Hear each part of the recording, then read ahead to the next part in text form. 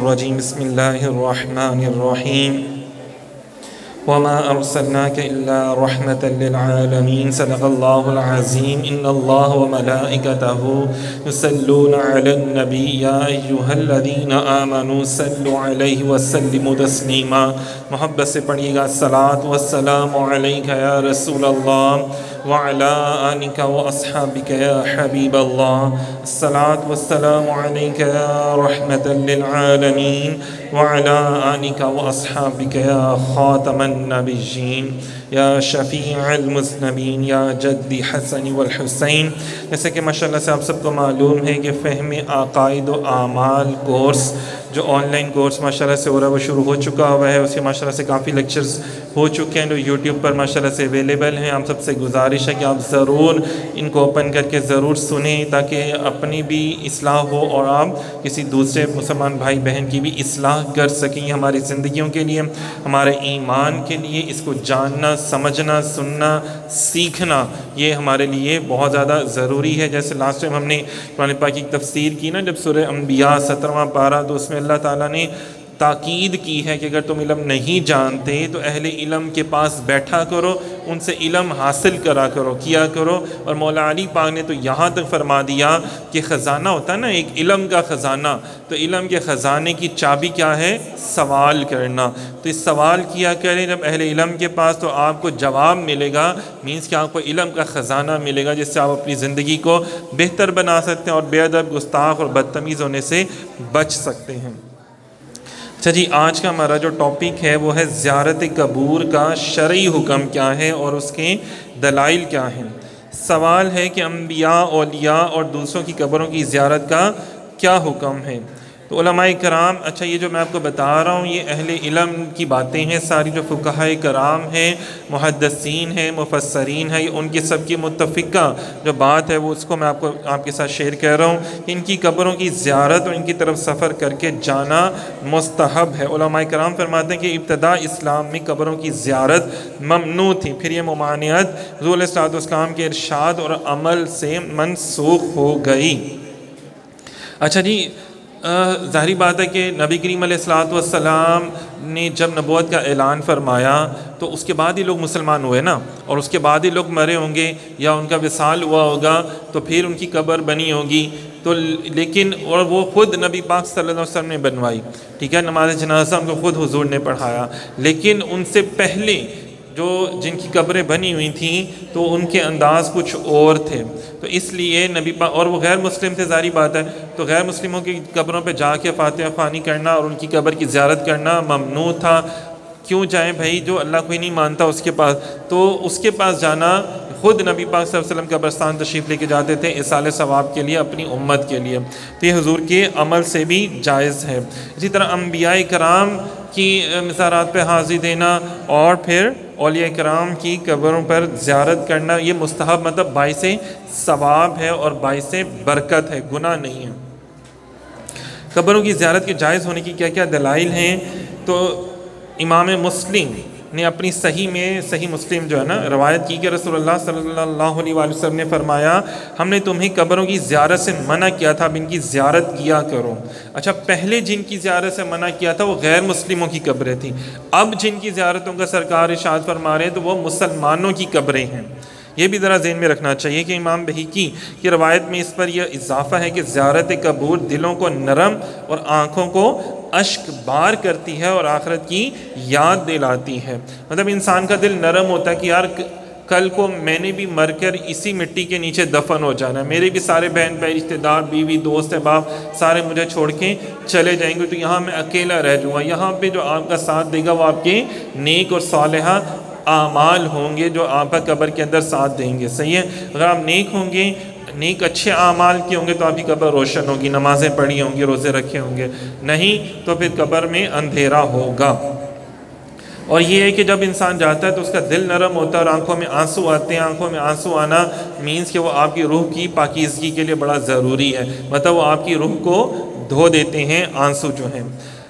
سیدہ عائشہ صدیقہ رضی اللہ تعالی عنہ فرماتی ہیں کہ حضور علیہ الصلوۃ والسلام رات کے آخری حصے میں جنت البقیع تشریف لے گئے، مدینہ منورہ میں جو ہے نا قبرستان، جو نبی پاک صلی اللہ علیہ وسلم کے روضہ مبارک کے ساتھ ہمیں تصاویر میں بھی نظر آتا ہے، اور ہم جاتے ہیں جب حاضری دیتے ہیں وہاں پہ، تو جنت البقیع کی طرف تشریف لے جاتے ہیں اور فرماتے ہیں اے مومن قوم کے گھر والو تم پر سلام ہو، کل تمہارے پاس وہ اجر و ثواب آ جائے گا جس کا تم سے وعدہ کیا جاتا تھا، اور ہم انشاءاللہ تعالی تمہارے پاس پہنچنے والے ہیں۔ اے اللہ بقیع الغرقد جنت البقیع شریف والوں کی مغفرت فرما۔ اس حدیث کو امام مسلم نے روایت کیا، تو مطلب خود نبی پاک صلی اللہ علیہ وسلم قبرستان تشریف لے کے جا رہے ہیں۔ یہ مسلم شریف جو احادیث کی کتاب ہے ماشاءاللہ سے بڑی مشہور فیمس کتاب ہے، امام بخاری، امام مسلم، امام ترمذی، ابن ماجہ، یہ جو ہستیوں نے لکھی ہے۔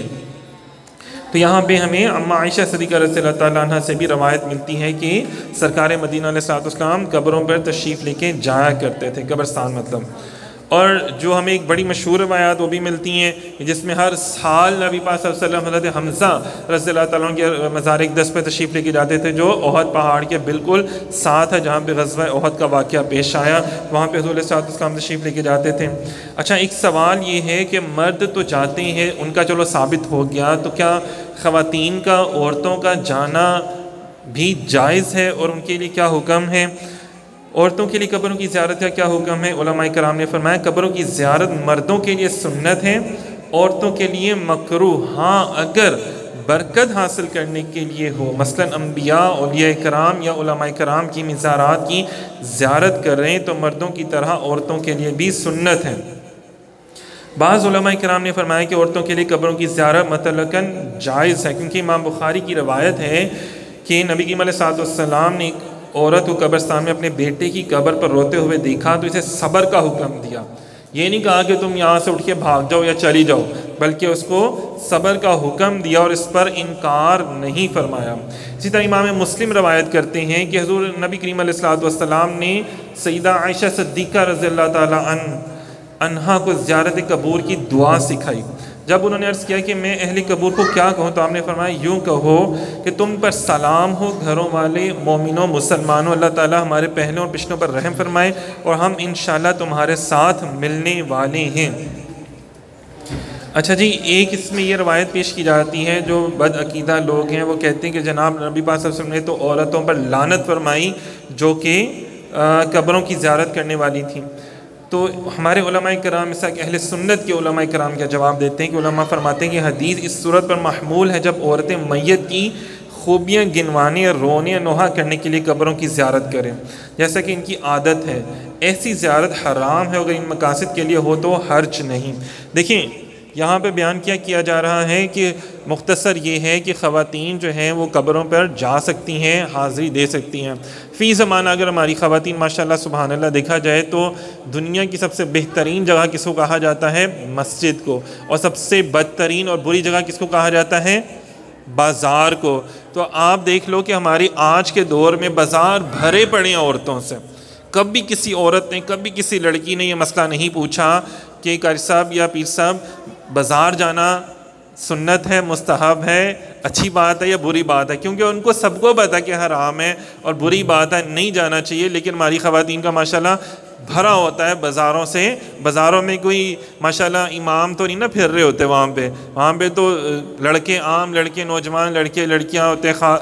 آدمی ہوتے ہیں، اور یہ ہوتا ہے کہ ایک چیز لینی ہوتی ہے اور ایک چیز لینے کے لیے اس کو گھنٹے لگا دیے جاتے ہیں۔ حکم تو یہ ہے کہ اگر آپ جائیں تو چیز جو لینی ہے وہ لیں اور واپس آ جائیں، لیکن ہمارے یہاں پر کیا ہوتا ہے، پہلے پورے بازار کی ونڈو شاپنگ کرتے ہیں، ایسے ہی ہے نا، ونڈو شاپنگ کی جاتی ہے، اچھا یہ لینا، یہ نہیں لینا، یہ نہیں لینا، پورے پھر کھایا پیا جاتا ہے، پھر سارے معاملات ہوتے ہیں۔ ہم کتنا اپنا قیمتی وقت جو ہے وہ ہم لوگ اس میں بازاروں میں ضائع کر دیتے ہیں، اور مسجدوں میں جانے کے لیے ہم 100 مسئلے پوچھتے ہیں کہ قاری صاحب ہمیں مسجد میں جانا چاہیے کہ نہیں جانا چاہیے، گناہ ہوگا کہ ثواب ہوگا؟ تو حالانکہ مسجدوں میں حضور صلی اللہ علیہ وسلم کی بارگاہ میں جب نماز ہوتی تھی نا تو خواتین بھی پچھلی صفوں میں نماز پڑھ رہے ہوتے تھے، یہاں تک کہ بچوں کی رونے کی آوازیں آتی تھی تو اس لیے نبی پاک صلی اللہ علیہ وسلم نماز میں تھوڑی جلدی فرما دیتے تھے، یہ نہیں کہ بہت تیز پڑھ دی یا بہت سلو پڑھ دی، بلکہ